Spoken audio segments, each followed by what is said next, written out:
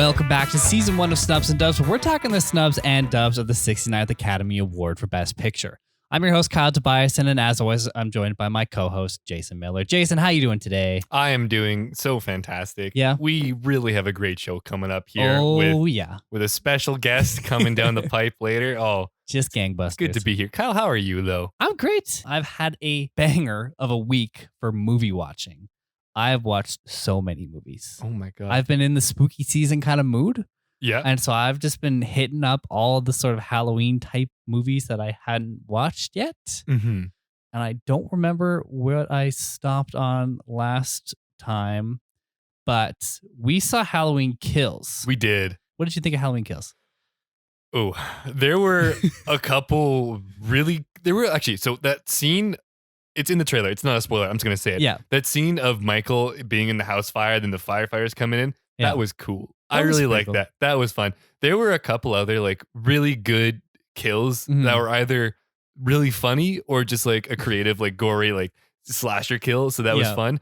Overall, though, is it a horror movie sequel when we're deep in the run? It was not remarkable. No, I agree. It definitely wasn't that special. No. And like the 2018 one at least felt like it had something, it had some substance there. Yeah. Like it had some like the conflict with Lori and like her whole background and what she looked like years later, how this has affected her. Like that was interesting. And like they were just focusing kind of on the town in this one, really, and like how the rest of the town has been kind of affected by Michael Myers and his whole killing spree. Business. Like, but I guess many years ago now, because like the sequels are all off the record like way now. like 40 years later or something. Yeah, so they're well, everything that came, all the other Halloween sequels that came before this have been basically wiped clean. Mm-hmm. So this, it's been like 40 years, and yet there's like they're so angry about it. I mean, like obviously it's a horrible event, but like there was an angry mob. It was a straight up mob. It was a frenzy. But there was that one kill. There's slight spoilers, but there's one kill that we laughed really hard at. And moments before, I had turned to the two people sitting beside us and asked them to be quieter because they were being loud. And then we'll just say it. Whatever. It's not a spoiler of events. But a lady is coming up with a gun, about to shoot Michael Myers in the head, ending this all forever. And he just bashes open the car door, 180 no-scoping herself in the face with her pistol. Her like wrist snaps around for a clean headshot. Yeah. It's funny too because hilarious. Like he didn't even like pull the trigger. Like she did it herself. Really. Yeah. Like he just kind of twisted her arm. It was like, no, you. Like, it was funny too because like she had been previously talking so much shit like to her husband. She was like, "You've never used a gun before. Give me that." And then misses every single shot on Michael at literally like maybe like a 5 to 6 feet distance. And then he just is like, actually, you shoot yourself in the head. Uno reverse kind of. Yeah, it's a movie. Yeah, definitely. I didn't dislike seeing it in theaters. I'm not going to watch that again. No. I also watched Signs, which was bad. Mm-hmm. I watched From Dusk Till Dawn, which is another 96 movie. It was also like a really early Quentin Tarantino movie that he wrote and starred in but didn't direct. Oh, yeah. Very interesting movie. I'm not going to say anything about it because a lot happens that I did not expect. Really, From Dusk to Dawn is an entire day. Yeah. A lot can happen in a day. Well, it's interesting because they get to this bar basically, and it's like maybe half an hour to 40 minutes in the movie, and then shit just gets crazy. Like, and not in a way that I expected. So I would recommend it. Go check it out. I think it's on a streaming service. I think it's on Prime. And then yesterday, I saw Dune. Oh, yeah. The motherload. Whole baby. We're going on Tuesday. Yeah. But I can't wait to see the future Oscar cleanup act that is Dune. I can only imagine a clean sweep, a full run. I feel like it's going to have like a Mad Max Fury Road sort of thing. Oh, where it might sweep in all like the sort of technical areas. And probably cinematography, and maybe adapt. I don't know. Maybe adapt a screenplay, but I don't know. I don't think it's gonna win Best Picture. Mm-hmm. I think it would be a hard stretch to win Best Picture because it's really half of a movie. Like they say pretty straight up, like right in the opening credits, like this is Dune Part 1. Damn. And so like as much as they've advertised that this is Dune, it's only half the book. And they make that pretty clear. And so I don't know if they can give Best Picture to half of a movie. It's probably like the Lord of the Rings too, where Fellowship didn't win, but Return of the King did. Oh yeah. Yeah. We'll see more. We'll hear more from this whole Dune project. Yeah. Next episode when we actually talk to it. Did you watch anything else? I watched Jennifer's Body for the first time. I nearly watched that. Oh my God. Damn, I should have done it. Watch it. It's fun. Okay, it's a fun movie. Really, they don't like it tries to be like silly, ridiculous nonsense. Seeing Megan Fox is solid in that. Yeah. It's really a shame that she isn't like the biggest name ever in movies from her one performance in Jennifer's Body. Really, Tinseltown has done her wrong. But no, it was a really fun movie. I liked it quite a bit. Yeah, it's funny because I watched an interview with her recently that she said that that's her favorite performance. Oh, it should be, yeah. She's still just like the stuck-up popular girl from high school. Yeah. But with a twist. That's actually, it's funny that I just kind of like recoiled there for a second because I remembered what I watched instead of Jennifer's Body, and I watched Cam, which is a Netflix horror movie. I've never even heard of this. Okay. So it's like, I think it was kind of lower budget. It's essentially about a cam girl, like a porn star cam girl, who one day just like gets locked out of her account, and it's like somebody's taken her stream. But like it's basically her. Like this person has taken her like identity, taken her account, can stream, can talk to people, and it looks like her. So she's just trying to figure out what's going on. It was kind of scary. Is it actually like pretty good? It's an interesting mystery. Yeah. And then near the end, it gets kind of like more into thriller. I wouldn't say it's a horror movie, but it does have some shocking moments, which is cool. And like there's an opening scene that's really kind of sets you it gets you to the expectation of what it's going to be, and it's cool. I recommend it. Let's trade. I'll watch Cam. You watch Jennifer's Body. We'll report back. Here. Yeah. Cool. There we go. All right. Let's get into the actual movie that we're going to talk about this episode, which is A Time to Kill. Have you seen it before? Nope. Never knew anything about this movie until we watched it. No? How about you? Neither. Yeah, no. Yeah. And this was honestly, it was in the kind of the reserves of when I was originally making this schedule. I had to move some stuff around and kind of fit this in afterwards. Because I mean, I don't know this yet. I didn't look. You've probably done the research. I don't think it was nominated for anything. Don't tell me yet. But okay. Nope. I'm not going to tell you what it was nominated for. But it was like well-ish reviewed, and it had like really big stars. I mean, now it had really like for now standards. Maybe earlier on, like they weren't the biggest at that point, but and it did well. Yeah. Let's just get into it. Of course, season 1 is covering the films from the year 1996. If you were interested in this film, A Time to Kill, or the book that it's based on, I've included the links to the physical media related to it in the show notes. If you buy through that link, it'll help out the show. Or if you have any other Amazon shopping to do, follow the general link to help out our show in the process. We are going to be joined by another guest in this episode. A little back-to-back guest spots with Blake last episode, and now we got Evan MacDonald from Kino Lefter into this episode. So look forward to that after our plot breakdown. And a reminder that this is going to be a spoiler-filled conversation, so if you haven't seen A Time to Kill, go ahead and do so if you want, or without further ado, we're going to get into it. A Time to Kill. Carl Lee Hailey is a heartbroken black father who avenges his daughter's brutal rape by shooting the bigoted men responsible for the crime as they're on their way to trial. He turns to Jake Brigance, an untested lawyer, to defend him. Brigance struggles to believe that he can get Hailey acquitted in this small, segregated southern town, given Hailey's race and the deliberate nature of his crimes. But Carl has unshakable faith in him. Directed by Joel Schumacher, written by Kiva Goldsman, based on the John Grisham novel of the same name. This stars Matthew McConaughey as Jake Brigance, Samuel L. Jackson as Carl Lee Hailey, Kevin Spacey as Rufus Buckley, and Sandra Bullock as Ellen Roark. What a cast. This is studded. Yeah, this is star-studded. It has a runtime of 150 minutes and was released on July 24th, 1996. What'd you think of it, Kyle? It's okay. Yeah. It's all right. I don't even know if I put it okay. I put it slightly below okay. Yeah. Whoa, is this a ride though? Yeah. This takes you to places you've never seen before. Yeah. Both highs and lows. It is like you said, it's a long movie. It's like 2.5 hours. And you mentioned that a couple times in the guest spot too. It's a long movie to get through. And it is a lot of movie. But I didn't come out hating it. But there was also like I didn't come out of it like raving about it. There's definitely some moments and some performances that I really liked, but like, yeah, all right. Well, let's hit that plot. Let's hit the plot. Let's get it rolling. I tried to digest this as minimally as possible. So we'll see we're going to absolutely plow through this. So we open on a rampage of two awful white guys, Billy Ray Cobb and Pete Willard, who are terrorizing a black community. Not only are they horrible in their actions, but they're also horrible in their attire, as Billy Ray is wearing a crop top.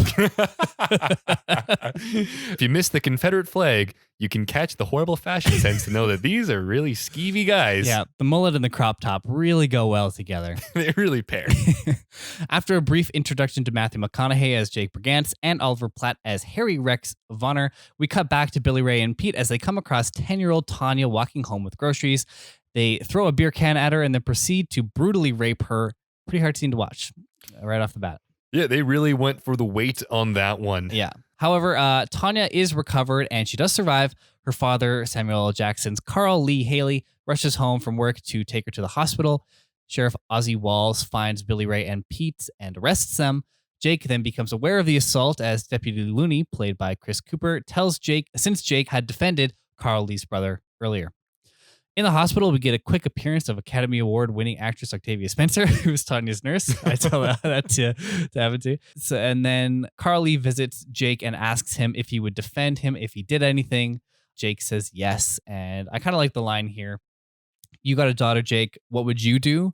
Which is basically, he doesn't really need to say that he's going to do anything, but it sets up kind of the entire logic of what they're defending. Oh, we know what's coming next. Basically. It's safe to assume that these men will not be having a happy ending. Yeah. Jake goes home and tells his wife Carla about this visit, and she advises him to call the sheriff. He doesn't, and on the day of the trial, not the trial, but what is it? It's a hearing? It's a preliminary hearing. Yeah. Carly shoots and kills Billy Ray and Pete. Or is it the actual I don't hearing? know law shit. I don't know, but anyways, Billy Ray and Pete are in a courtroom. Carl Lee goes in and shoots them before they have a chance to be tried, injuring Deputy Looney in the process. Both Jake and Carl Lee go home separately, and when the police show up at Carl Lee's house to arrest him, he goes willingly. Jake then agrees to be Carl Lee's attorney, even though Carl Lee can't really afford him. We then meet the prosecution side, which is Kevin Spacey as DA Rufus Buckley. He explains that Jake will try to move the trial somewhere else so that they can get some more black people on the jury, but the DA is pretty convinced that that's not going to happen. And this is like the only real scene that we get with the DA separate from our main characters.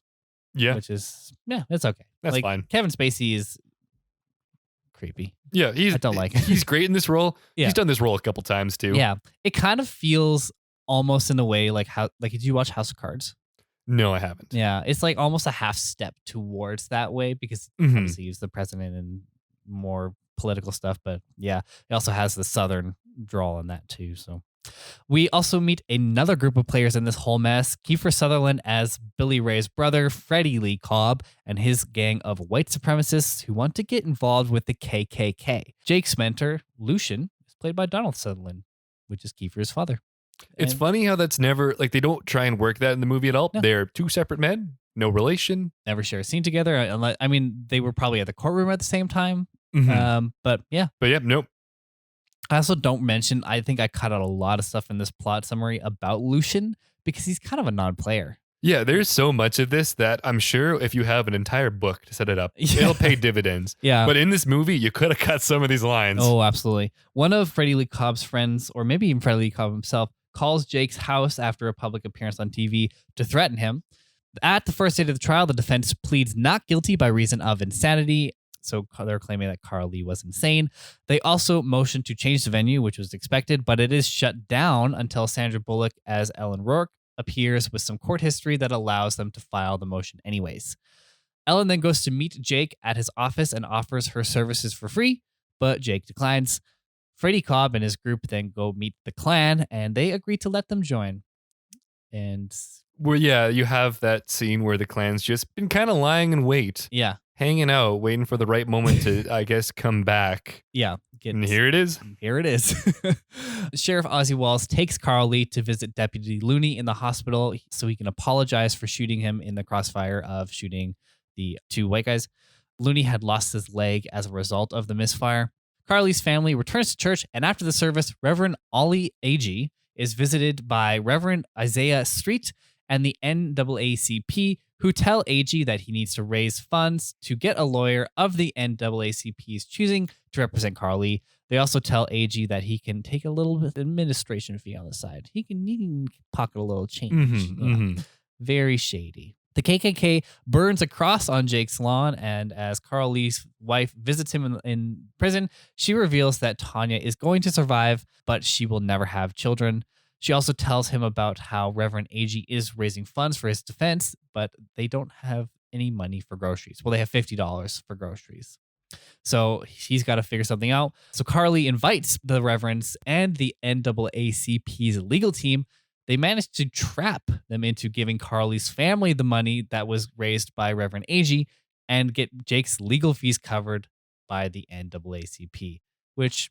big brain. Carly could have saved even more money, but just representing himself in court. Because there are like a dozen moments where he's the expert lawyer and like Jake's just kind of running around being like, oh man, you were right about that.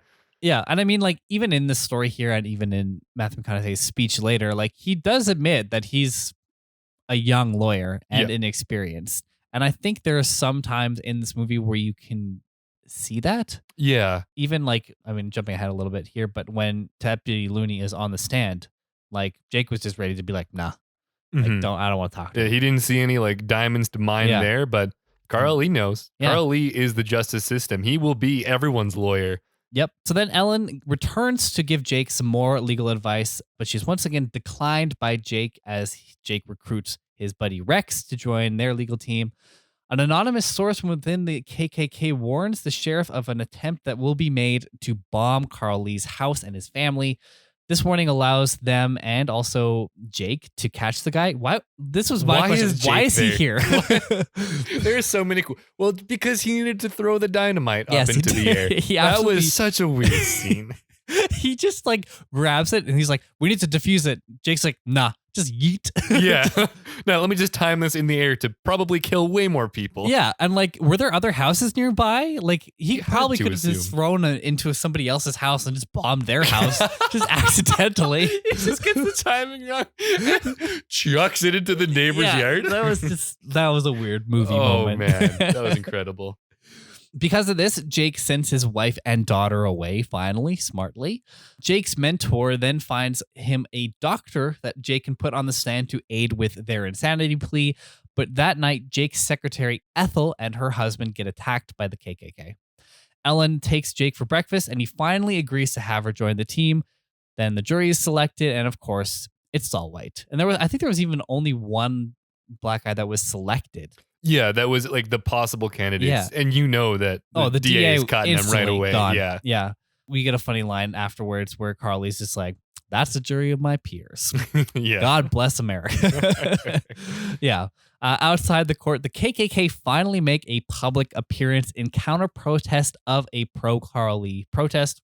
The protest then gets violent. The KKK leader gets set on fire, and Jake gets a cut saving Sheriff Wells, which is a weird cut because this guy probably could have cut Jake's throat here. Like, or just stabbed him in the back or like crippled him, just anything. No, we need a sexier injury, one that doesn't ruin a beautiful face of Jake Brigance.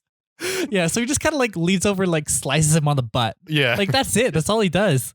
He was distracted by the pancake. Like the cake batter was pulling his arm away from where he was really trying to go.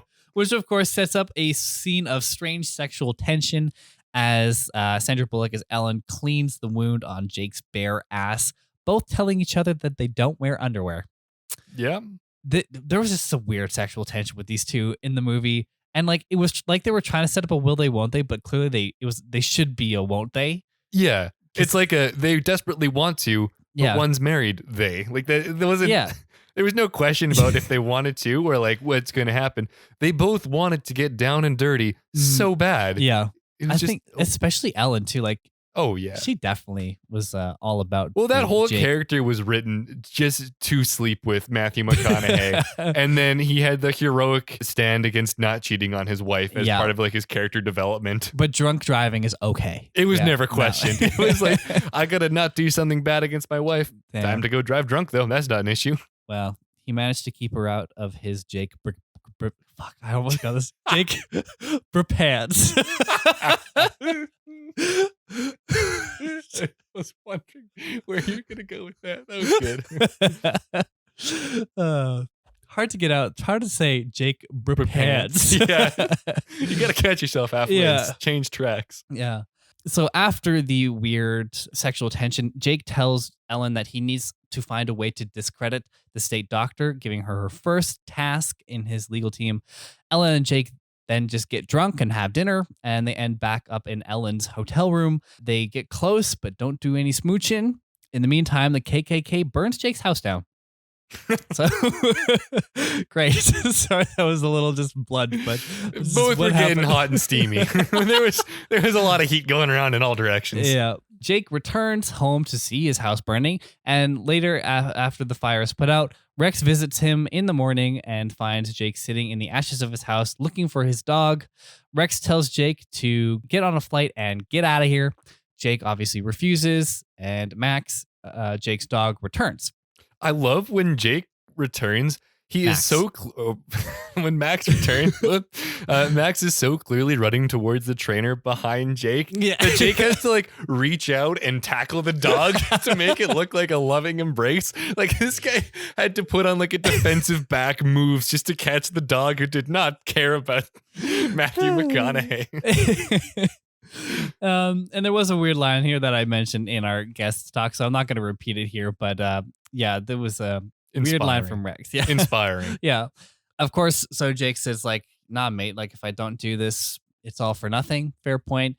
We get to the questioning, and Jake agitates the judge by asking the mother of Billy Ray, how many other children did he rape? I mean, it's what people want to know probably, but it's also not, they try to say it's not relevant to this case. Jake then asks Sheriff Wells when he's on the stand about the charges against the two men and asks them if they ever received a written confession that they had done the rape. Even though the judge tells Jake to get off this line of questioning, Sheriff Wells confirms that they did confess. Ellen goes to the office of the state doctor to investigate and finds the evidence she needs for a little bit of breaking and entering. In the meantime, the state calls Deputy Looney to the stand. Looney says that Carl Lee personally apologized for shooting him, which the DA takes as a confession that Carl Lee did shoot the two men. Jake, of course, doesn't want to ask any more questions after this confession, but Carl Lee tells him to ask Looney if he thinks he should go to jail. Looney then says he knows the shooting was an accident and that Carl Lee shouldn't be punished for shooting him. Looney doesn't blame Carl Lee for what he did because he knows that if it was his daughter, he would have done the same thing. And he calls Carl Lee a hero. The state then calls their doctor to the stand, and they explain that during his examination of Carl Lee was determined to not be insane. Ellen shows up just in time to give Jake the evidence to discredit the state doctor due to his misidentification of an insane person as sane, when they were actually insane.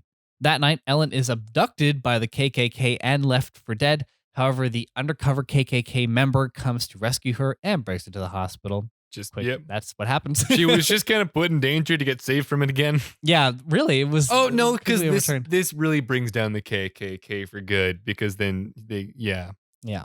So started the downfall, but also like he's like, I'm going to leave you out here naked. Yeah. And then leaves her pretty much completely clothed. Well, it's still a family movie. Come on. We can't show nudity now. No. During the examination of Jake's doctor, the DA reveals that the doctor had been previously convicted of statutory rape, and so the DA managed to discredit that doctor.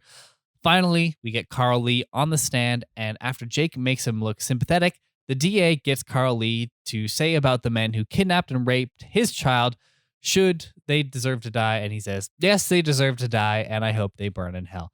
And we get that loud yelling and crash zoom moment that was in the trailer. Just as a marching band completely falls down the front steps. Oh no. Yeah, this is one of the big lines of the movie. You could tell by how they just like super zoomed in like at that moment. They could have added like the dun dun dun was like the only thing missing from that drop. A little record scratch like right before. Jake then visits Ellen in the hospital for a little more sexual tension. And then that night, Jake's wife returns to him to tell him that she knows he's doing the right thing, which weird she change. She just appears like a ghost. It's like, I have 12 seconds to morally absolve you in this movie, and I'm going to take them. Jake then visits Carl Lee at night, who tells Jake that he's still a bad guy, even if he doesn't mean to be, just because he's white, that their daughters are not going to play together, but that's what makes Jake his secret weapon, because he is the same as the jury, and he will see things the same way. He asks him, if you were on that jury, what would it take to convince you to set me free? And that's all he needs to know what he needs to say the next day, because the next day, Jake gives a very heartwarming speech and makes the jury imagine the rape of Carl Lee's daughter, but imagine she was white. Mm-hmm. What a twist. Yeah. No one really, the jury couldn't have put that together without really that big twist at the end. Yeah. And then you gotta be innocent after that. Yeah. Now we've imagined it happening to one of us. Mm-hmm. I mean, this was good acting from Matthew McConaughey. It was. It was a really good scene. I think this was kind of a headline scene for him.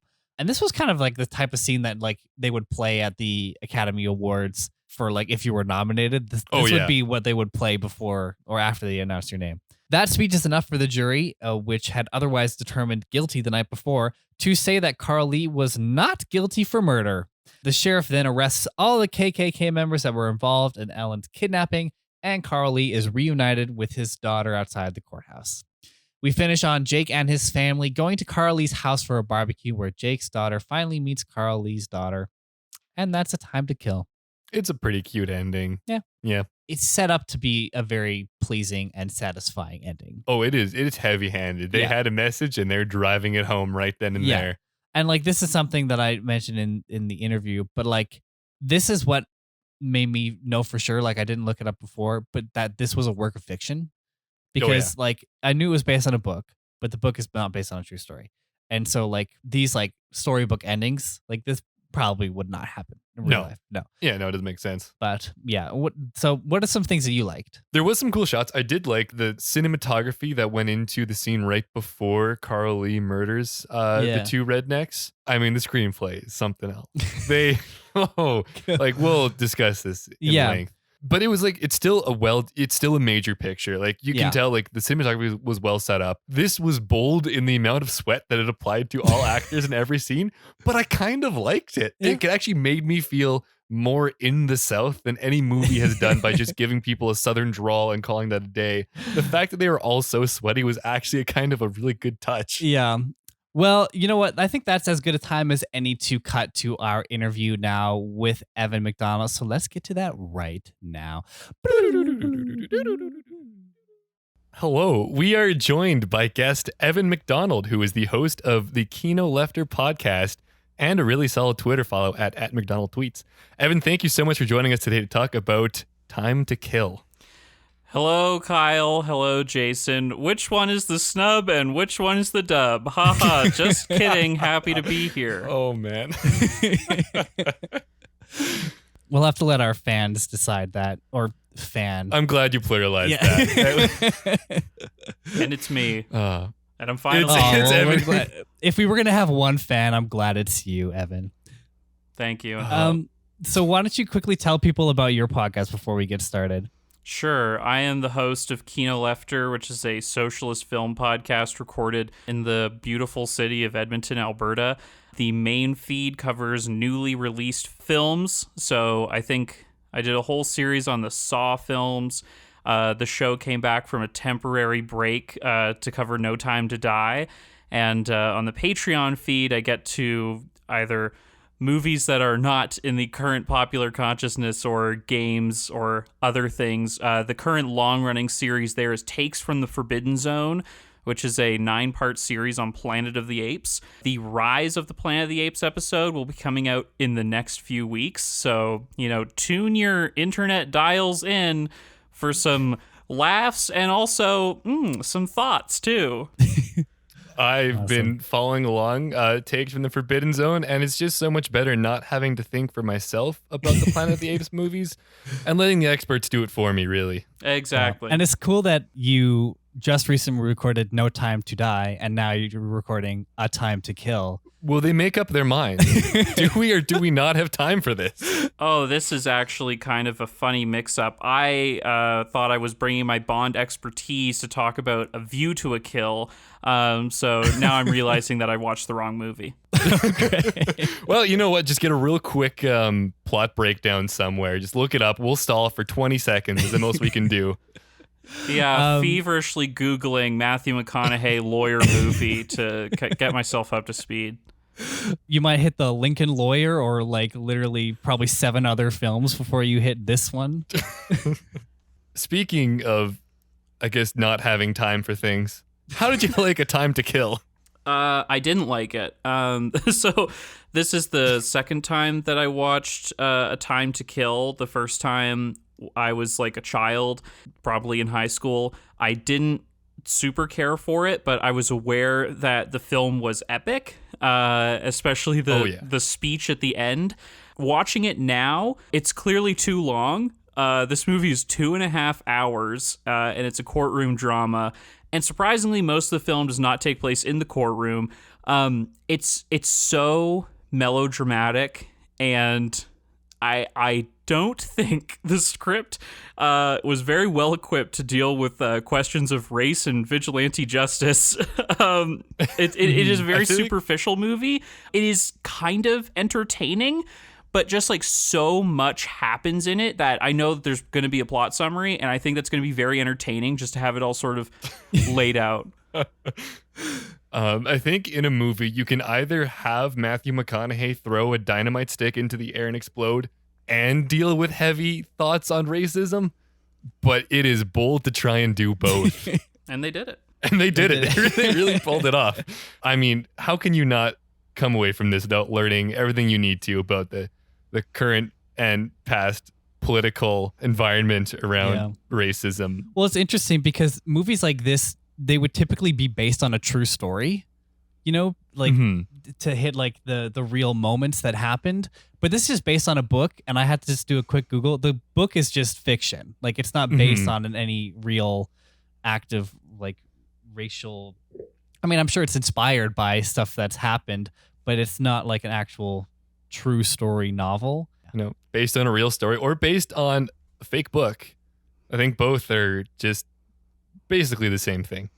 Yeah, it's based on John Grisham's life. He was a lawyer. He was in there. All of this happened to him. It's 100% factual. Is it? No. But I'm aware, got me. I'm aware that he was a lawyer before he got into the writing biz, as we like to call it. And of course, this is the beginning of his own little trilogy about the Matthew McConaughey lawyer guy who I'm sure needs to solve equally important cases from book to book. Speaking of the legal system in this, because like you said, they don't spend a lot of time in the courtroom for this court drama. Now, I'm not a law expert, but I feel like they were really having fun with the law and what all of that means. We're kind of skipping to the ending, but it was so bold to me that this case resulted in like someone running out the door yelling, he's not guilty or he's innocent or whatever. Yeah, that's interesting. Evan, what is your take on the result of the court case? It seems unrealistic to me, to be quite honest. So I think that I am not a legal expert as well. But basically the defense's strategy is to plead insanity. And they have 2 competing doctors who have each had, some blows to their credentials. But Matthew McConaughey throws a twist in there. He's like, now you think statutory rape is bad, but what if they're married now? Didn't think about that now, did you? And then like pan back to the jury and they're like, wow, we're going to have to reassess some things. We didn't know love was involved. Oh. And they deliberate for apparently under an hour. Which is, pretty quick, in there and out. Really the only answer the film presents is there was a speech that was so epic that it could bring racists anti-racists, people in the middle, to tears to say, you know, that we need to avoid a miscarriage of justice. So I don't think this would actually happen in the real world. But, you know, of course, storytelling in the legal profession is very important. So I don't know if every case has a speech so epic, but it seemed a little off to me because, you know, he is, you know, guilty of murder. He definitely did murder 2 people. And he confessed to it too. Like he doesn't really deny it. Like the deputy that lost his leg basically makes sure of that. Like he's like, well, yeah, he came and confessed to me that he shot them and he didn't mean to shoot me, but like, you know, he's still a good guy. Yeah, and like I thought that, I don't know, having been such a long time since I've seen A Time to Kill, there's a lot of interesting places that a film about vigilantism and, you know, racial violence could go in, but it really boils down to, man, if that happened to me, I would fucking kill those guys. And then the jury's like, yeah, so would we. I'm sorry, I think I'm allowed to swear on the show. Yeah, absolutely. Yeah. Go for it. I felt like there was a silence or an exchanged look, like, oh my god, we have to silence we this were man. just shocked for a second and then did like crossed our hearts for a minute. Evan, our 2 listeners are our moms. Sorry, Mom, but if you want to talk about this later, I'm available on Twitter at McDonald Tweets. We can discuss it. This was a surprisingly pro-murder movie. No one really saw, like, it was just a given that everyone would kill in this situation and no one would allow justice to be carried out. That wasn't even really one of the sides like considered in the court cases, that he could have just let them go to court. Yeah, because it starts off from the premise that, you know, they're going to get lenient treatment because something similar happened recently and they got away with it. So it's just like, I have to shoot them. And not just like, you know, do some like Metal Gear Solid or Hitman style tactics to assassinate them. I'm going to shoot them on the steps of the courthouse, like, or the police station or whatever. Yeah. And then one thing that, you know, this is just a little plot moment. He kills them, drops his gun, runs away back home. The police do not give chase and then wait for him to get home and then show up and they're like, we got you. So it's a very weird movie. He had to become the Batman. It's really, at the end of the day, there was no other outcome to this but becoming the Batman. It's a non-lethal solution. It's a very pro-Batman. Yeah. I mean, it's a very pro-vigilante justice type movie, so Batman is absolutely frothing at the mouth right now, even though he probably wouldn't kill, but it's a time to beat somebody senseless and get away with it. Just out in the open in the courthouse. Yeah. Which I think visually I did actually enjoy that scene, even though like I felt like it was a weird choice to have like that gospel choir singing over top of it. I thought they would maybe have that be a bit heavier, like, because they had scenes later where it was silent during like stressful moments, but this just didn't. I liked the shots switching back and forth between Carl Lee and the guys getting locked up, but then there's just like this weird gospel choir over top of that. Yeah. There was one thing that really stood out to me, and it was Matthew McConaughey's wife. Her, like, something was just weird about her. Like, all of her lines sounded like they were ADR. Maybe it was just like she was completely bland in her performance, but like, it was just strange to me. Did you find that, Evan, at all? I did. I do listen carefully for ADR in movies, so I think you are correct. Yeah. I think she did have to dub over her lines. She is also one of the sweatiest women on film in this movie. God, I mean, everyone is sweaty generally in the film. They are in the South. Yeah. But her particularly really stood out for me. Like, just... Yeah. She was like glistening for like most of the movie, yeah. She had to just step into the sweat kiddie pool before any scenes, roll around once or twice, and then would be ready to go. I found that one scene where she drives all the way back to Matthew McConaughey to tell him that she gets it now, that he's doing this for us, out of absolutely nowhere. I thought that was like a fever dream scene of Matthew McConaughey. But that was a real exchange where she shows up and says, "It's okay, I feel you," and then leaves so we could have like the moral justification and not have to worry about their marriage anymore. Yeah. And I was really glad she wasn't pissed off about their house burning down either, because they do set up that she would be quite upset because Matthew McConaughey's like, "Oh, my wife loves the house." And then, it burns down. She doesn't even go to it in the movie. She just shows up to wherever in his office, and she's like, I think racism is real now, so keep on fighting the good fight. I'll be over here taking care of the children or the child. There's a lot of gender happening in this movie as well. I mean, I love Joel Schumacher to death. His films usually have bold visions of gendered relations. I'm thinking particularly of Batman Forever and Batman and Robin. But Jason, you were also talking about some of the shots. He's also like an incredible visual stylist. I don't think he has too much to work with here. Again, it is a courtroom drama, but it feels like a blockbuster. He's using, telephoto lenses where he probably shouldn't. There's aerial shots of crowds being mad at each other. It's very dramatic. It is. Yeah. Like the shots have a lot of weight to them, which was really needed because without that, oh boy, this movie would not be much of anything. I do like that you bring up the gendered the way that was done, because Roark is just such like a pretty thing for the other lawyers. It was like she was almost like an interesting character. She was just like the smart but also hot student. She was bold enough to be both. Yeah. And there was the weird sexual tension constantly between Sandra Bullock and Matthew McConaughey that like it was like a will they won't they sort of thing. But like, I mean, he's clearly married, and Matthew McConaughey is not really the best guy, I think, either. Like everyone's drinking and driving. Like, that was assumed. We have nothing better to do with our time. There was also one line that like was really weird to me. I think I wrote it down. When one of his friends comes to visit him at his house. So this is Rex. He says, Jake, listen to me. Your marriage is on the rocks. You're about to have an affair. Your career is in ruins if you're lucky. And if you're not, you're dead. Like, where did most of this come from? I think that could have been the movie, was that line. And then we cut. And then we just go to the courtroom. He's innocent. And that's kind of a wrap. And like, at what point did they really allude that his marriage was on the rocks other than like he sent his wife and child away for safety? Like, and I mean, like now that he's also tempting cheating with Ellen. Maybe the sweat also indicated a certain level of stress or mistrust that she had of Matthew McConaughey. And then I could sort of see how they were setting that up earlier in the film. His marriage was in the sweaty pits.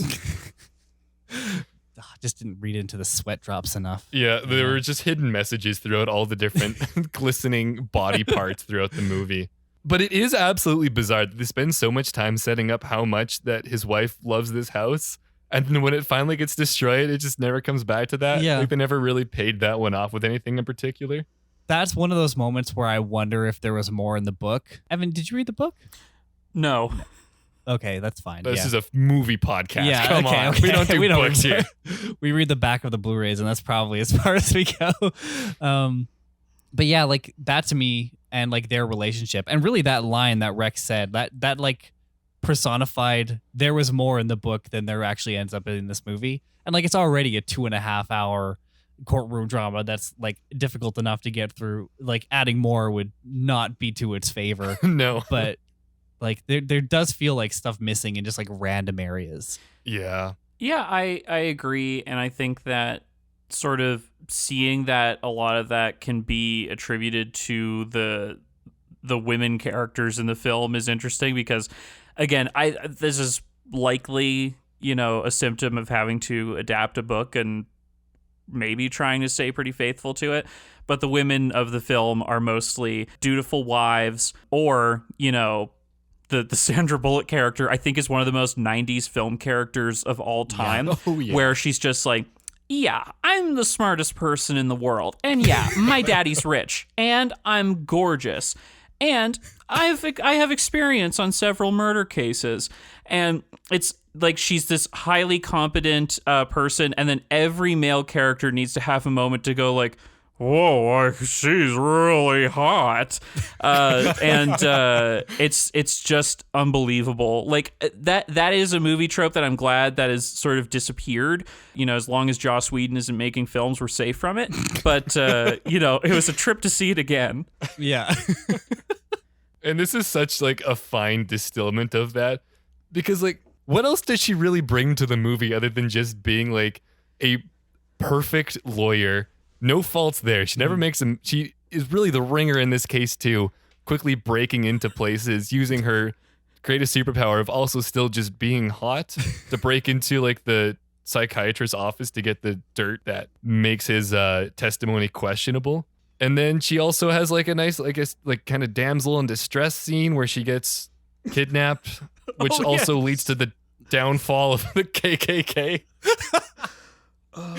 It's a stuffed movie. Like, you certainly can't say that there's not enough plot. Well, there was also that Mickey Mouse tattoo character that, like, I for sure thought was going to maybe be one of those cops that was, like, undercover in a way. But no, because the cop gets arrested later on. So this was just a random guy who was just helping them out? Like that. Literally just some Mickey Mouse character. Yeah. Yeah. The mouse saves all. It's just some like subliminal messaging from Disney. Do you have any theories on who this Mickey Mouse guy is? I have no idea. Absolutely not. Just a fan of the company, just like I am.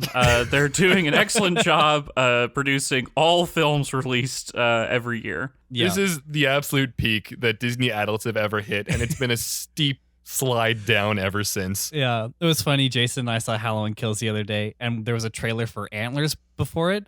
And afterwards, I turned to him and was like, "Hey, it's a Disney movie," because it's from Searchlight.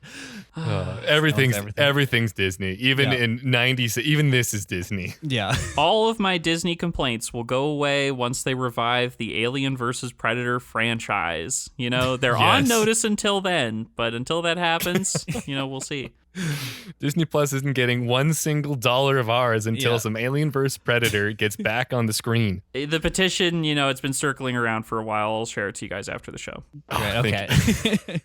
Was there any other like standout things to you from this movie in terms of how like it was put together? Because I think like the screenwriting deserves to get some licks because that was really something not fantastic. But from like another perspective of like you were mentioning how well it was shot, was there anything else about this movie that is kind of like noteworthy in a good takeaway kind of direction? I think the performances are pretty good. I think that, Kevin Spacey, a bit of a nasty man currently, but he is a good villain. And I think that he is perfectly typecast in the role as smarmy evil lawyer here. Samuel L. Jackson is good. I mean, he just needs to be sort of angry but just man. He's very likable within that role, and we get hints of the McConaissance to come in Matthew McConaughey's performance here. Of course, this kind of feels like it comes out of nowhere in his career. I'd have to look more just filmography, but he's just doing stuff like Fool's Gold, and a couple years before that, he's like, what if I deliver this performance, in a John Grisham movie that's going to be getting the whole town talking? That stood out to me. And I mean, the cast of this film is absolutely ridiculous. Like, the sky is dark for all the stars are here. Both Sutherlands, Donald and Kiefer. I already mentioned Kevin Spacey himself, but Chris Cooper. I love whenever Chris Cooper pops up. I watched Mate One recently, so always happy to see Chris. And of course, Kurtwood Smith, villain of RoboCop, also plays a KKK man. So, this is sort of one of the go-to 90s movies for me for describing what the films of that era were like. It's like, it is chock full of stars, and what are they going to do? They are going to sort of haphazardly talk about social issues.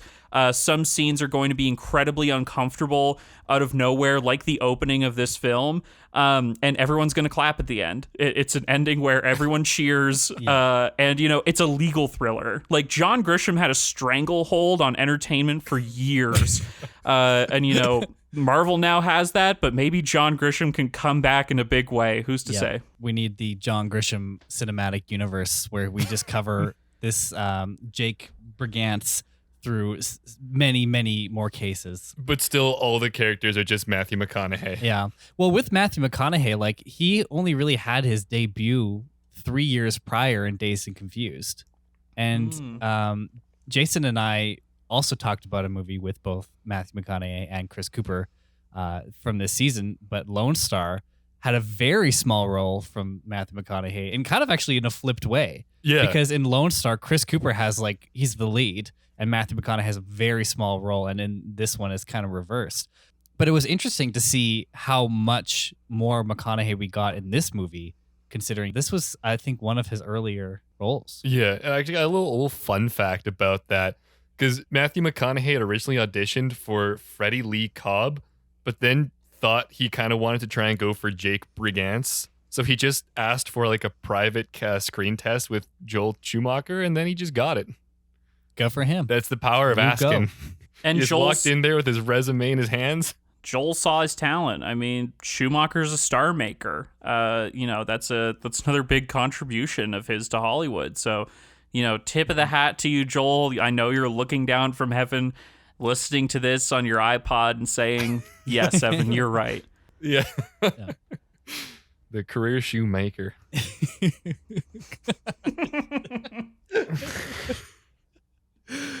Yeah, I just looked at IMDb. Lone Star was literally directly before A Time to Kill, but before that, he was like starring in short films after Dazed and Confused, or like as a rental truck driver in, what is this film? Glory Days?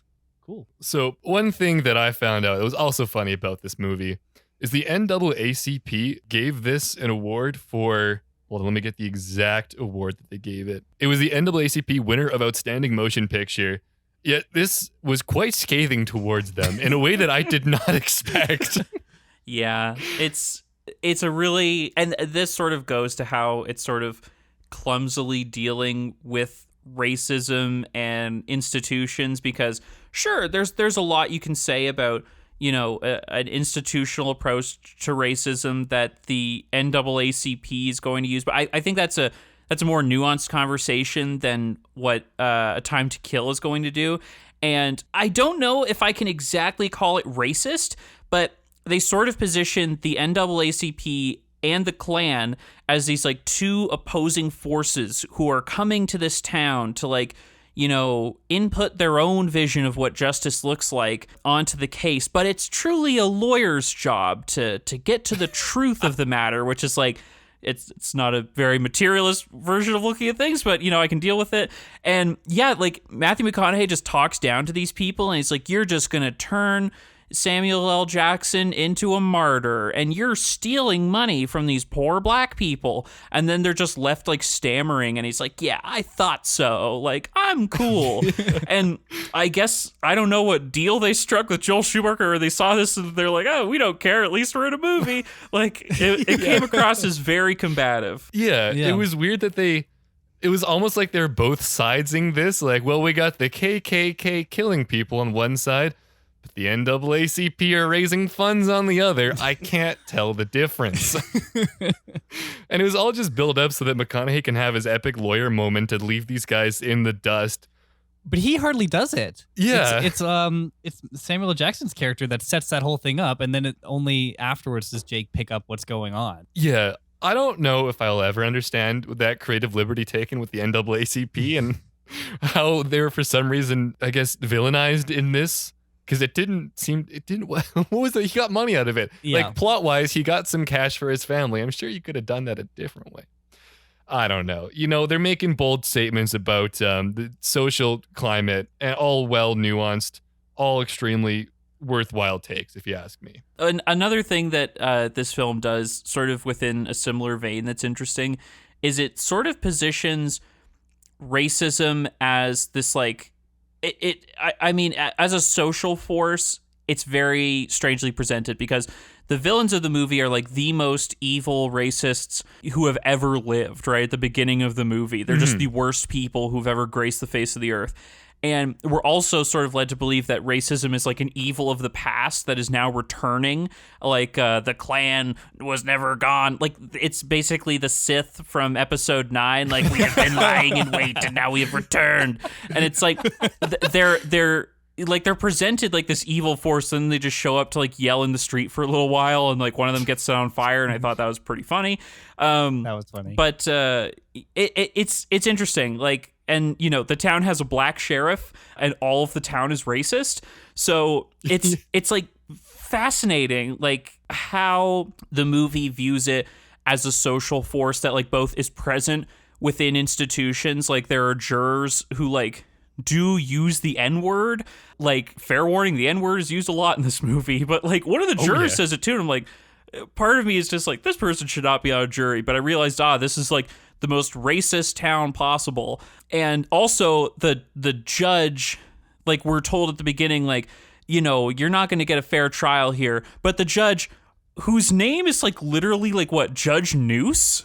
Yeah, it's Judge Noose. Like, hi, I'm Judge Murderer, and I'm ready to preside over this trial. But, you know, he ends up being innocent because I guess the judge was hiding how cool he was. So it's a confusing film, and it's also very long. They got one step down from Judge Dredd. Just Judge Noose.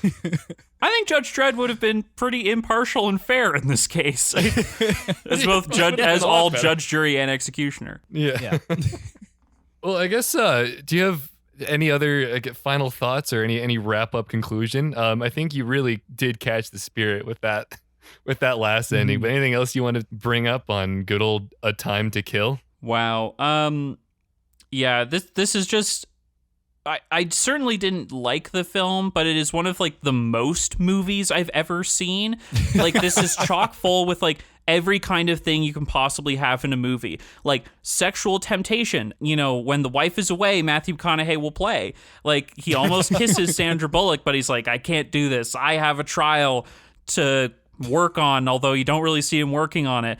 Yeah, there's dynamite in the movie. There's a sniper attack. Like, I forgot the moment that Matthew McConaughey literally barehand throws dynamite into a suburban street, and it just explodes in midair. And I forgot about the sniper attack. Yeah, and like it's unbelievable. And there's a whole kidnapping subplot, and like Sandra Bullock is recovering in the hospital when like the verdict is announced, and I was like, whoa, I forgot that she was kidnapped earlier in the movie. And like, you know, this feels like a TV miniseries almost, right? Like, we follow like the Kiefer Sutherland character as he's like becoming deeper into the Klan, right? And then the movie, like, it's kind of making this centrally it's making this criticism of vigilante justice, right? Like, one of the main characters thought that the system would not provide just results for the horrible crime that happened to his family. And then the movie literally ends with like the cops being heroes and like arresting the Klan members, and like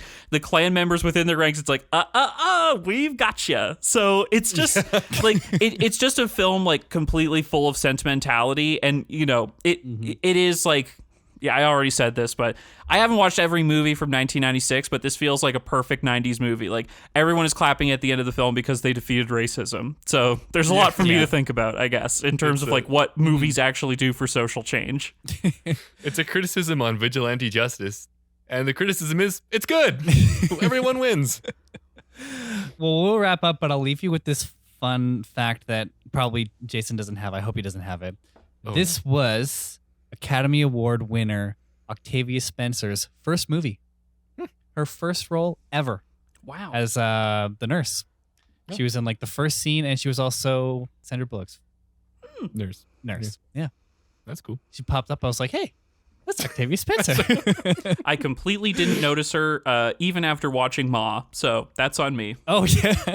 Cool. There was a lot going on at the time. She has like one line, and it's when at the end there, when they're watching it on TV, and she's like, he's innocent. They won. Like, that was her. That was Octavia Spencer. Academy Award winner. So good for her. She's come a long way since then. Well, thank you for popping in for this beautiful guest commentary. We've learned a lot. We've had a lot of laughs along the way. We really appreciate you coming in and giving us your incredible takes. Evan, is there anything that you'd like to plug or let people know where they can find you? Sure. It is an absolute pleasure to join you to talk about this incredible film. I am on Twitter at McDonald Tweets. I'm also on Letterboxd. I hate reading Letterboxd reviews. I'm learning that more as I read them. I get too mad, but I try to keep mine short. So you can check them out there. I also host the Kino Lefter podcast, which you can find on the podcatcher of your choice. So tune in, see if you like it. It's kind of like this. Great. Of course, I'm going to leave all of those links in the show notes, but thank you so much, Evan, for coming on and hanging out with us.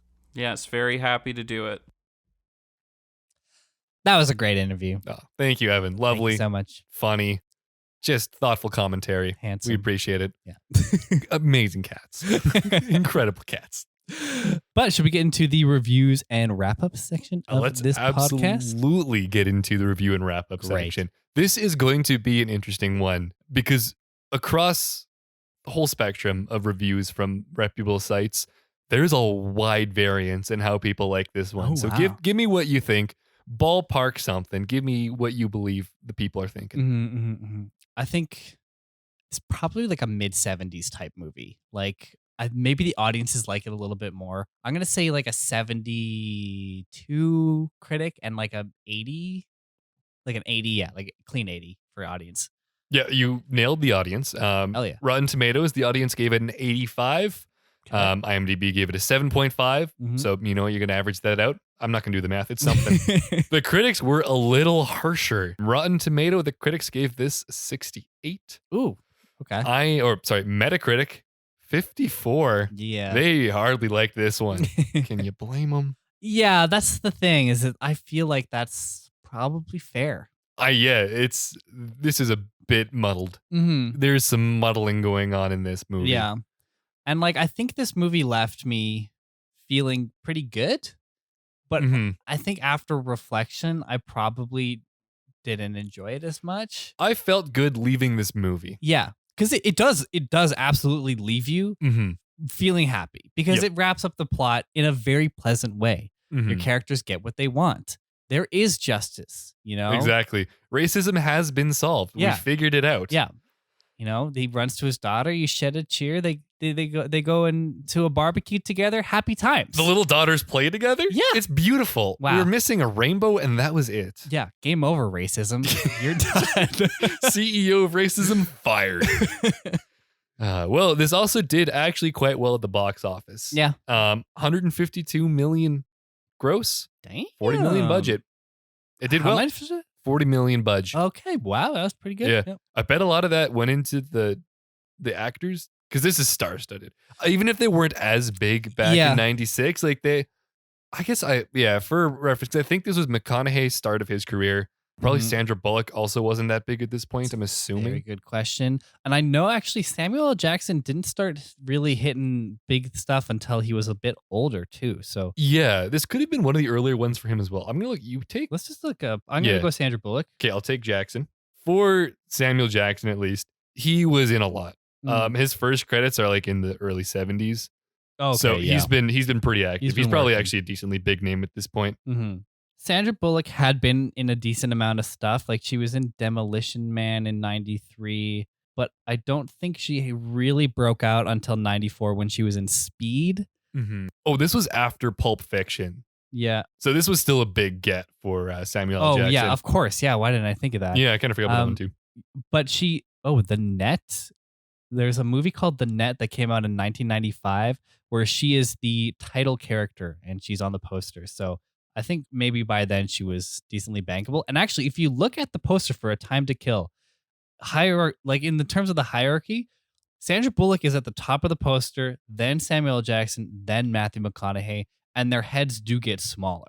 Yeah. And the top billed cast is Sandra Bullock, Samuel Jackson, Matthew McConaughey, and then Kevin Spacey. Yeah. And so, I mean, I think other than McConaughey, these are probably all decently well-known actors, even if they weren't like the same level of star. Fair. But even with the smaller characters they took a chance on, they hit. That was some good casting. Yeah. Good work, casting director. I didn't get your name, though. It was also interesting. We're encountering this weird thing where we're having a lot of repeat actors in a lot of different movies.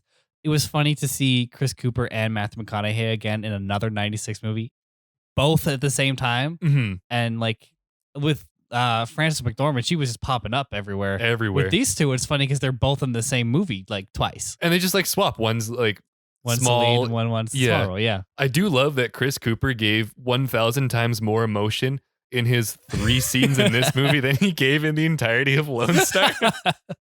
Because he actually showed a really good range in this. Yeah. That like he never needed to when he was the main actor. Yeah. He was slightly stoic, and then he had the scene on the stand where he's like, "You set him loose." Yeah. He's a hero. Yeah. Good for Chris Cooper. Good for him. Box office wise, finished at number 18. Damn, it's pretty good. Yep, that's impressive. It made money, which brings us now to our score. More important than the critics and the audience, it's the Snubs and the Dubs score.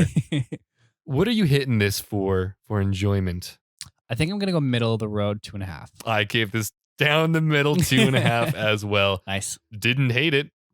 I definitely sat through and watched the entire thing, but I mean, there's so much. We have to sit down and watch the entire movie. It doesn't hurt to watch this with a whiteboard, just to really map out what's happening and keeping track of who's what and what's where. Fair. We never find out what some things really were meant to do. It probably would help to read the book. Well, probably. Yeah, we're not about to do that, though. Nope. Kyle, what do you give this for the craft? Maybe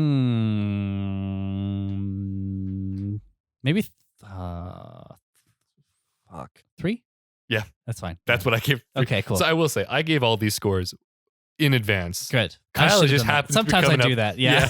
Kyle just happens to be coming up with the exact same thing that I've come up with. I mean, sometimes I need to talk about it in order to really solidify in my head how I feel about it. Because I think on Letterboxd right now, I have it at 3.5. And I'm probably going to dock that down. Because I don't, when I look at it and I'm thinking about it, I don't know. It's maybe 3 out of 5. Yeah, there's just so much going on in this screenplay. It tries to be everything, and it doesn't do a lot of them that well. No. Execution. See, the acting is really good. Writing, sometimes lacking. It exists. Yeah. There's some good lines, but and those lines are well acted. So I think I'm also, I'm probably gonna go 3 again here. Yeah, that's fair. Kyle, I got to give this a 3 as well. That's also what I'd written down. I don't think there's a lot of room for nuance because they really didn't write a lot of nuance into this. They really had one destination to drive this bus, and they took a strange path, the explosive-filled path to get there. But, I mean, what else are you going to do here? Yeah. Rewatchability. I'm probably not going to watch this. Yeah, me neither. But, like, you could pay me to watch it again. Yeah. So maybe a 2. I had also written down in advance a 2. Wow. This one's pretty cut. You know where you stand on A Time to Kill as soon as you see it play out in front of you. I could see people liking this movie a lot more and looking over the kind of the flaws of it quite easily. It is. The performances are really good. Yeah. If you really don't want to think about race much, this is a great movie because it kind of gives you a nice little package, their thoughts on it. But the nuanced takes do not exist. No. Really, they're just telling you an idea that John Grisham had in his head of what a courtroom looks like. Yeah. And how he thinks about racism. So it's definitely 2.5 hours of that. With Matthew McConaughey throwing explosives into the air, a sniper with his attack, someone got immolated. Yeah. There is a lot of action in this courtroom drama that you did not expect to find at any point. Yeah, for sure. Well, so what does that leave us overall? Both you and I have given this a 10.5 out of 20 for a 2.6 average. Yeah, I think that's totally fair. That is exactly what I think this movie needs to be at. Yeah. So that does not bother me one lick. Yeah. Oh, but where is this going to rank? But where does it come in the rank? Kyle, I'm going to give you your rankings right now. Hit me with the rank. From top to bottom, Fargo, Scream, Jerry Maguire, Independence Day, Bottle Rocket, Trainspotting, Twister, Primal Fear, The People vs. Larry Flint, Lone Star, Happy Gilmore. Where's she going? Fuck. You know, you think on that. Okay. I already know where I'm slotting this one. Yeah, go So here's the Jason summary. Fargo, Scream, Lone Star, Independence Day, Jerry Maguire, Bottle Rocket, Trainspotting, Primal Fear, Twister, Happy Gilmore, The People vs. Larry Flint. I am sliding this guy into number 9. Number 10. I liked it less than Twister, more than Happy Gilmore. That's fair. But it's not very high. I did not have a fantastic time with this movie. I think I liked it more than Lone Star, so I think that puts it at. I think this was more entertaining than Lone Star. Yeah, that's fair. And no one throws dynamite in Lone Star. So yeah, above Lone Star, but below. Above Lone Star, below The People vs. Larry Flint. Is that what you're saying? Where are you? Where are you thinking? You're grimacing. You don't like this. What is that too high? Is that too low? Well, no, I don't think it's too low. I'm just trying to think if I liked it more than The People versus Larry Flint. No, I didn't. No. Okay, so this above is, Lone Star, below Larry This Flint. is your new number 10. This is both of our new number 10, actually. Cool. We the order's slightly different, but we both just barely will have this in our top 10, and it may be popped out pretty quick. Yeah, I think a lot of this like bottom 3 is just going to continue to decline. The People versus Larry Flint and Happy Gilmore will continue to just get slid down further and further. Yeah. Cool.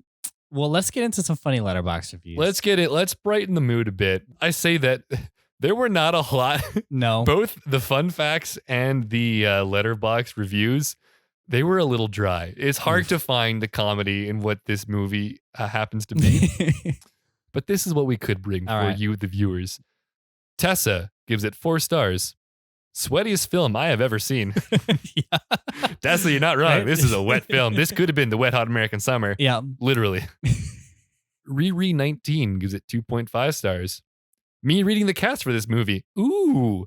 Me watching this movie. Oh. Yeah, that's good job. That's you really captured experience. Yeah. If we had to give this whole podcast in 1 or 2 sentences, that would have done it. Yeah. And finally, Cat, 3.5 stars. Actually not bad considering all right guys in it. Wait, what? Who doesn't like Matthew McConaughey? Who's docking him points for Matthew McConaughey being in here? No way. And typing out all right guy. Even though Matthew McConaughey is a bitch to type out. Oh my God. You found the long way to write that. It's like I struggle to spell it every time that I try to do like a hashtag or write it into some of the show notes. Like, no, thank you. Matthew McConaughey. That's how I think of it. It doesn't help at all. Awards details. Kyle, how many Academy Awards would you wager that this was nominated for? None. You win. Yeah. It was nominated for nothing. Woo-wee. Some notable awards that it did get. Okay. It was nominated for the Golden Globe for Best Performance by an Actor in a Supporting Role for Samuel L. Jackson. Makes sense. Yeah. He did great in this. Cool. And this was mentioned earlier. It was also the NAACP winner of Outstanding Motion Picture. So weird. So weird because it does them so dirty. Yeah. They get dunked on in this movie. Yeah. Like, they get made out to be like some shady organization in it for the money and not for families and for people eating. Not for advocating for the Black community. But I guess it's good for them. All press is good press. Yeah. Got the name out. That might have been what it is. Like, because how many other movies of that year maybe did the NAACP? Yeah, like even involved them in it. Yeah. So they were like, well, this is the only one that we were in. Yeah, I guess it's winning. In a really thin field. I can bring you a couple interesting facts. Okay, hit me with them. I'm glad that your interesting fact was not one of the ones I brought because I could find 2. Great, yeah. Woody Harrelson wanted to play Jake Brigance, but John Grisham objected to this. Oh, so the author didn't like him? John Grisham said, no. Yeah. He said, no. All right. Where's that all right guy? I know he hasn't done that yet, but interesting. Probably a good move. I don't know if I'd want to watch Woody Harrelson pull this one off. Matthew McConaughey actually did really well in this. Yeah. I think he was a good call for and that. I think Woody Harrelson had his moment this year anyways. Yeah, with you had Larry Flint. Your People versus Larry Flint. You've been in the courtroom enough, Woody Harrelson. Get out of there. Yeah. Next one. Although Sandra Bullock is supposed to be a young law student and Matthew McConaughey is a law school grad and a father, Sandra Bullock is 5 years older than Matthew McConaughey. Wow. Yeah. She looked great. She looked fantastic. I mean, they all do. Yeah, but I believed her as the law student. Yeah, absolutely. I also kind of believe Matthew McConaughey is the young lawyer. Mm-hmm. Which, I mean, like a young lawyer, law student, there's not going to be a massive age difference. The father thing definitely takes a spin on it, but law school's long enough that it could happen anyways. True, and people were having kids earlier then. Yeah. How old was she? Like 8 or something? Oh, his kid? Yeah. Are you talking about Sandra Bullock? Oh, God. Like, no, Kyle. She's way older than that. Yeah. Actress is Alexandra Kyle. She was born in 1988. Oh, yeah. She's very thin. She was 8. You got it? I got it. Yeah. Well done. Thank you. That's what I have for fun facts. So, were they even really that fun, Kyle? Not really. But then again, this movie was It wasn't only that funny either. Fun anyways. Yeah. But yeah, do you have any other final thoughts on A Time to Kill? If you want a good movie set in the American South dealing with law and order, racism, watch Lone Star. Yeah, that's where I thought you were going with that. If you want a movie that really tackles these topics and still features Cooper and McConaughey, that's your film. You don't have to watch A Time to Kill. You can watch something else. Yeah. I mean, if you want to fall asleep. Well, if you want some hijinks, there is some absolute gobsmackers in A Time to Kill. So you can watch it for that. Yeah.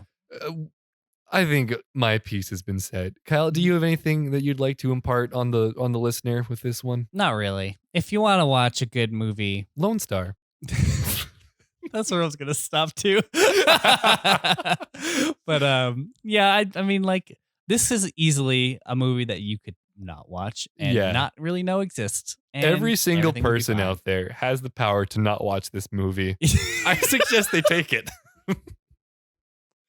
I mean, this has been a fun episode, and like, it's been fun to talk about it. And so this might be a fun one to like watch with your friends. Yeah. But then it's also not in that level where it's so absurd that it's funny to talk about. But it also starts with a brutal child rape scene. True. So your train's starting slow. Yeah. But it also sets a KKK clan leader on fire. Yeah. Well, I want to thank you all for listening to Season 1, Episode 12 of Snubs and Dubs. Another big thank you to Evan MacDonald of Kino Lefter Podcast. All of his links, of course, are going to be in our show notes. As always, you can find us everywhere on socials at Snubs and Dubs. That's on Instagram, Twitter, Facebook, Letterboxd, etc. We're also on Good Pod, so make sure to check us out there and join our official Discord. I would love to hear you guys' thoughts on this movie and also on this episode. So please send us a message, send us a tweet, ask us a question, give us a recommendation, or give us anything else. We'd love to hear from you. I'm also at Kyle Tobiasson on Twitter, and Jason is at Wendy_Mills. Of course, all of those links are also going to be in the show notes. Make sure to leave a 5-star review. We really appreciate it. If we had a 5-star review right now, we would read it off. So go ahead and do it in-app, in Apple Podcasts, or on Good Pods, and leave us a 5-star review, and we will read it off here. Make sure to check back next week for episode 13. Here is a sneak peek of the film we're going to talk about. Your Aunt Bessie down in Florida. She's not doing so well. I didn't know I had an Aunt Bessie. She's been to the house. When? Right after your dad and I got married. Mom, I wasn't born yet. Oh, yeah. What's Bessie like? I don't know. This is the first time I've even heard from her in 20 years. Oh, my goodness. Oh, just look at you. Oh, God, are you that old? That's right. Next episode, we're talking about Marvin's Room, a movie you've definitely not heard of or seen, so make sure to watch it before next episode. I can't wait for you guys to hear it. Thank you for listening. That's a wrap. Bye. Bye for now. Marvin's Room?